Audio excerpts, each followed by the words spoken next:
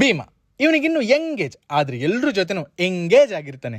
ಯಾರೇ ಕರೆದ್ರೂ ತಿರುಗಿ ನೋಡ್ತಾನೆ, ಸೊಂಡ್ಲೆತ್ತಿ ನಮಸ್ಕಾರ ಮಾಡ್ತಾನೆ, ಜಾಲಿ ಆಗಿರ್ತಾನೆ.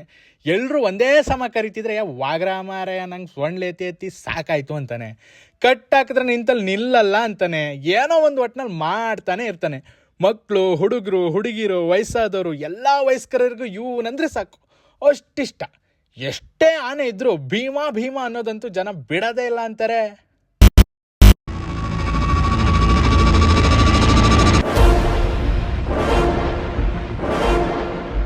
ಆದರೆ ಇವನ್ನ ನೀವು ಅಷ್ಟು ಈಸಿಯಾಗಿ ತಗೊಳಕ್ಕೆ ಹೋಗ್ಬೇಡಿ. ಇಲ್ಲಿ ಜಾಲಿಯಾಗಿರ್ಬೋದು, ಆದರೆ ರಣರಂಗದಲ್ಲ. ಇವನು ಯಾರಿಗೂ ಹೆದರಲ್ಲ. ಹುಲಿ ಕಾರ್ಯಾಚರಣೆ ಕೆಲವು ಆನೆಗಳು ಮಾತ್ರ ಮಾಡೋಕ್ಕಾಗೋದು. ಆ ಹುಲಿ ಕಾರ್ಯಾಚರಣೆ ಮಾಡೋ ಕೆಲವೇ ಆನೆಗಳಲ್ಲಿ ಇವನು ಒಬ್ಬ. ಇದುವರೆಗೆ ಇವನು 15 ಹುಲಿ, 80 ಯಶಸ್ವಿ ಕಾಡಾನೆ ಕಾರ್ಯಾಚರಣೆ ಮಾಡಿದ್ದಾನೆ. ಕೋಪನ ಎಲ್ಲಿ ತೋರಿಸ್ಬೇಕೋ ಅಲ್ಲಿ ಮಾತ್ರ ತೋರಿಸ್ತಾನೆ. ಇವನು 6 ತಿಂಗಳಿರ್ತಾನೆ ತಾಯಿಯಿಂದ ಬೇರ್ಪಟ್ಟ. ಇವನಿಗೆ ಮನುಷ್ಯರ ಮಧ್ಯೆನೇ ಬೆಳೆದ ಅಭ್ಯಾಸ. ತಾಯಿನ ಕಳ್ಕೊಂಡ ನೋವು ಅವನಿಗೂ ಇತ್ತು. ಮನುಷ್ಯರೇ ಆಗಲಿ ಪ್ರಾಣಿಗಳೇ ಆಗಲಿ ಕಳ್ಕೊಂಡವ್ರಿಗೆ ಗೊತ್ತಿರುತ್ತೆ ಆ ನೋವು ಹೇಗಿರುತ್ತೆ ಅಂತ.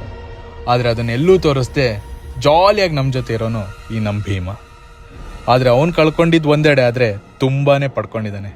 ಒಂದು, ಕೋಟ್ಯಾಂತರ ಜನರ ಪ್ರೀತಿ, ಇನ್ನೊಂದು ತಾಯಿ ಚಾಮುಂಡೇಶ್ವರಿ ಆಶೀರ್ವಾದ. ಎಲ್ಲರೂ ಹೇಳ್ಬೋದು ಈಗ ಭವಿಷ್ಯದ ಭರವಸೆಯ ಅಂಬಾರಿ ಆನೆ ಈ ನಮ್ಮ ಭೀಮ ಅಂತ.